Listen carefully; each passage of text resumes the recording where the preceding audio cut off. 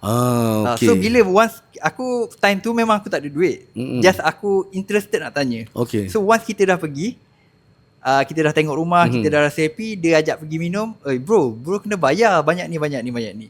So apa pandangan kau tentang bukanlah kita nak marahkan dia. Apa pandangan kau tentang ketidaktelusan perkara ni? Okay, dia macam ni. Dia setiap agensi, kau faham, setiap agensi dia lain-lain polisi. Okay. Macam agensi aku tak kisah datang rumah. Okay. Sebab kadang-kadang itu macam dia ambil duit kopi lah, kita ambil kopi. Sebab aku tak galakkan buat macam tu. Sebab aku galakkan kalau cek kelayakan dulu. Okay. Apa guna aku tunjuk rumah tiba dia tak boleh buat? Betul. Sakit hati aku. Masa aku lagi kan aku dah berbahasa-bahasa cantik rumah, cantik. Betul tak dokumen. Rupanya bankrupt. Okay. Tak ke mengamuk aku kat office kan. Jadi aku mengambil langkah untuk cek kelayakan dulu. Kalau ada orang macam tu, dia bagi tengok-tengok rumah dulu. Biasa dia, kalau to be honest, dia kena tengahkan awal-awal lah, nak tengok dia. Tapi kalau tiba nak kena bayar, lepas tu kau bayar berapa?